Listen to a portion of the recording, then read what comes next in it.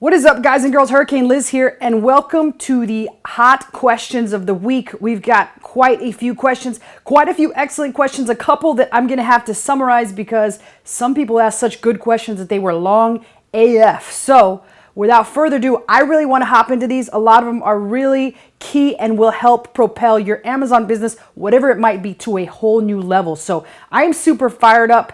My cat's nowhere to be found, but I'm pretty sure she's somewhat fired up. So let's go ahead and do this. All right, so let's go ahead and get to the first one, which is Fancy Cave Gaming asks, do you have a good time management system for shipping from home and possibly from home to Amazon in bulk? Maybe a video on the topic if you have time and think it'd be more valuable. And so I kind of was wondering what kind of clarification Fancy Cave Gaming wanted. And he basically wants to know how many packages you send out in a day. So truth be told, since I do Amazon FBA, Amazon handles all the fulfillment, and it's very rare that I actually send things into the warehouse. When I do, it's pretty much I set it up on the shipping plans. I send them into Amazon. Now, when it comes to eBay, I ship possibly about 3, maximum 10 packages out a day. It's not very much. I primarily do eBay just to show people how to get started with very little money. I prefer the Amazon FBA route. However, I have been doing some form of reselling ever since I was in my teenage years, which is a really long time. I don't think I want to tell you guys how old I am. Some of you might not even believe me. But truth be told, it's only between 3 and 10 per day, and I personally don't even ship them. My assistant ships them. So the way that you would work that out if you want to scale it up at the point where it's getting too much for you, if you're sourcing and then shipping and it gets too much for you and you're packaging and sending out at least 50 packages a day, which I used to have to do upwards of 100, and it was 2 of us, then at that point you want to hire somebody. You want to outsource it to some kind of person that you'll be able to pay a decent wage, obviously not breaking your bank and obviously not giving them a very small wage, but you want to outsource the packaging to them, and that might start off with part-time. So at any point that you figure it out, if you're sourcing and shipping, you'll know when the right time is and when you're overworked and that you need to outsource the shipping. So that's kind of how I would do it. But other than that, great question. And let's go to the next one. The next one is from Tudor, and he says, nice, I was waiting for this video. Next hot niche, rescue cats. So Tudor is referring to the rescue dogs niche, and I think this is a fantastic idea. That's why I implore all of you guys and gals to check out the comments, because you never know when you get a comment that's gem like this. But rescue cats is a fantastic idea. Whatever dog fans there are out in the world, there are just as many cat fans. And let's face it, there are a lot of rescue cats out there. So rescue dogs went somewhat viral. Now is the time to do a rescue cats coloring book and or activity book. I think this would be great. And I think a lot of adults would buy this, particularly to those that have rescued cats. So Tudor, fantastic idea. Thank you for leaving a comment and giving us all a fantastic idea to work on. So Edward says, and this is in reference to my video where I told you all that I got COVID. Now, I'll tell you this much. I got some of the craziest comments as well as some of the best comments out there. A lot of people showing their support, and I really appreciate that from the bottom of my heart, guys and girls. At the end of the day, I'm living my life just like everyone else should be, and to each their own, however you want to live it. I'm not anyone's judge. There's only one person that's a judge and savior for all of us, whether you believe in Jesus, God, Allah, whoever you believe in, or the Matrix. If you're following Elon Musk and you think we're in the game, so if you believe in the programmer, I'm not going to judge you. By all means, you keep doing whatever it is you're doing, as long as you're being as good of a person as possible, right? You're not killing anybody, you're not molesting anybody, you're not doing anything like that. But Edward says, BS, you won't show positive 3 weeks after symptoms. Edward, whatever, dude. Obviously, if the test was wrong, the test was wrong, but I can tell you for a fact I did not feel well for an entire month, and I didn't realize it because I did go to the doctor. It just so happens that things happen the way they did. So, as I said, to each their own. I don't think you're a medical student or anything, and if you are, then I feel sorry for you, dude. So, because you're certainly in the wrong place to be looking at what to do online. So, next guy here, we got AMM. He says, love your dynamic. Do you have a link of any of your videos talking about how you actually make an audiobook writer's contact where you can find a selection of professionals to write the script at a low price? Also, do we need to be original and create the content of the book ourselves? Yes, you do. Now, that's the problem, AM. It takes a lot of time to actually create the script for the book or the outline for the book and then find a writer. Now, there is a site like eWriters. You can also go on places like Upwork and outsource a writer. And that's ultimately the number one problem that we had when creating audiobooks, is finding a solid writer that you can stick with and use time and time again. Now, once you have the book written, you upload that into Kindle, which is mandatory. And once it's on Kindle, now you can go on ACX's website and find what's called a producer, or someone that's going to narrate your story. Now, producers can be paid many different amount of money, and you'll also have to hear a snippet of their voice and kind of think of how they would sound on or speaking out your book. And after you pay them and they do all that, then you can actually upload it into the ACX platform and go with the flow. Again, this is the same marketing that you'll have to be doing on this as you do on everything else.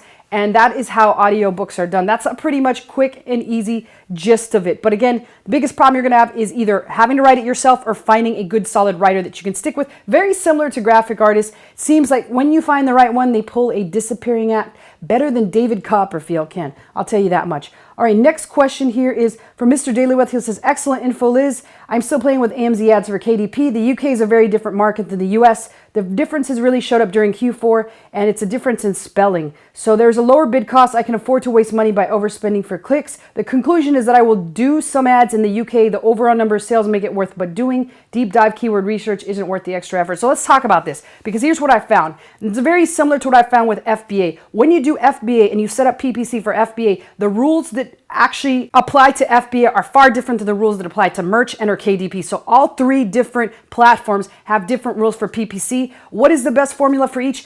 I can tell you what the best formula for FBA is, or at least what most of the big sellers use. And I've done merch with some decent success. However, with KDP, I still haven't had the amount of success that I had in FBA. And it's still going to take time, energy, research, and effort to figure out what the perfect amount of ads or the perfect strategy is that works. And that's why I've been testing several different ways of doing this. And again, like I said, it's going to transfer and different things are going to work in different markets. So that is USA, UK, Germany, and so forth.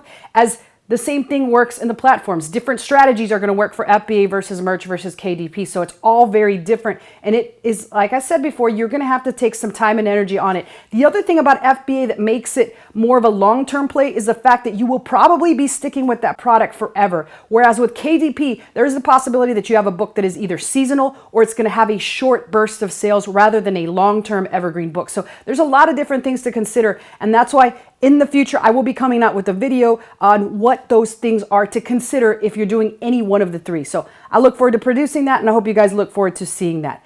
Next question is from Lorena. Wow, what energy. Watching your videos is like taking a Red Bull drink. Excellent. Had to throw that in there. I needed a compliment, needed some energy. I need a Red Bull myself. So thank you, Lorena. I really appreciate that. And I love sharing these things because things like this give me energy to continue going on, making more videos and producing as much good content as I can. I get fired up when you guys leave these. So don't be shy. Leave them. I don't bite, at least not on video. So Almuda says, thank you for the interesting videos about KDP. Can you do a video about how to figure out the right keywords for a certain niche that I can put in 7 boxes? So the gist of how I do this is quite simple. Next week, I will be releasing a video on the tool that I use to get the absolute best keywords and the keywords that actually cause sales on Amazon.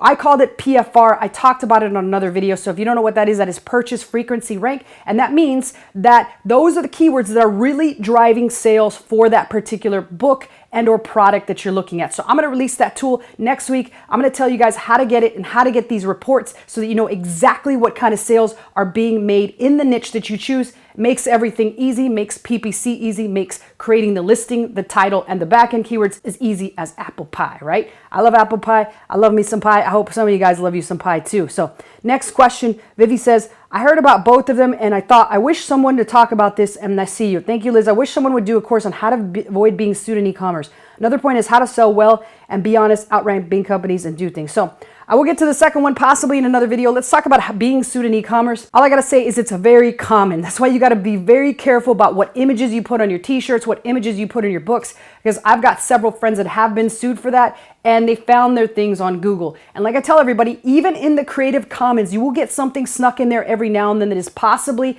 trademark infringing or copyright infringing. And at the end of the day, the way that I look at it is if you're doing something out there, you're making some money and you're doing something right, at some point in time, somebody will sue you. So you have two choices. Either be an outcast, be an introvert, don't do anything, and just be happy living a lonely, desolate life, or get out there, get some shit done, do it, and at some point in time, there is a possibility you will be sued. Unfortunately, it's something that we all have to deal with. Now, I will say this much. I do now know better how to protect myself when in partnerships. That way you can avoid from being sued. And instead of being sued, there's some sort of arbitrary process where you two can figure it out. So if you guys would like me to talk on the subject, I would be more than happy to. But again, as usual, I'm not an attorney, obviously so, or else I would have saved myself tens and tens of thousands of dollars. But sometimes I do play one on TV. All right, next one up is a question from Sebastian. So I'm going to TLDR this. And the TLDR to this is nothing more than you have to treat KDP as a long-term business. It's not a get-rich-quick scheme.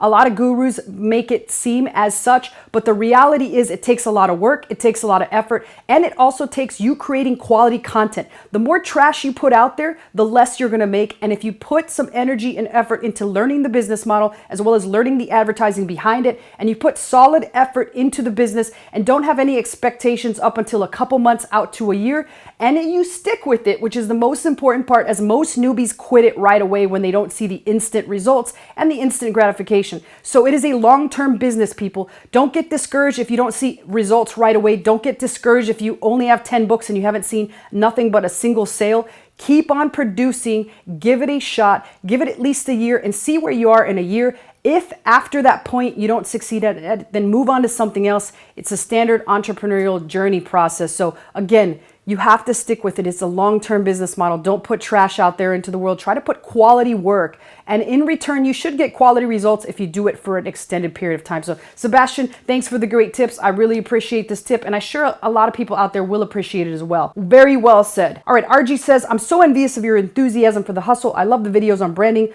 All you're missing is wearing army fatigues during your interpersonal videos. God bless. I will definitely do some videos on branding if that's what you guys want to see. I'm pretty good at branding. I've been hired by a lot of companies to help them brand. And best of all, I do have army fatigues, RG. So next time around, I will get my army fatigues on. I'll make sure you see them and I'll make sure I give you a salute. But for now, you're going to have to deal with just the salute and know the fatigues are not on at the present time. It's just workout pants. So, all right, next, that seems to be it. That's all I had. And other than that, I know some people were upset that I still go to the gym during the pandemic, but again, like I said, to each their own. If the state allows me to go out, if the state allows me to work out, and if the fitness company allows me to work out, then I don't see anything wrong with it. I'm wearing my mask, and I'm certainly not going to live a lonely, desolate life as an introvert in my apartment, afraid of a pandemic that, like I said, there's already vaccines out there going out. So to each their own. You guys get out there and live your life the way you want to. I'm certainly not going to do it as if the state says that I can exit my house. So it's kind of totally ridiculous. If you have a problem with that and you want to unsubscribe, then by all means go ahead. I wish you guys nothing but the best, and I really don't have time to criticize anybody's life, as mine is pretty damn hectic itself. So other than that, put your questions in our comments below. I always personally answer them, and if they're pretty great, I'm going to share them with everybody just so that we can all grow as a community and we can all make more money. Until next time, take care of yourselves, be safe, and thank you for all the well wishes. I'm feeling about 90% now, and I should be 100% in no time. So nothing but love here from me to you. Again, as usual, I love you guys from the bottom of my heart. I will see you in the next video.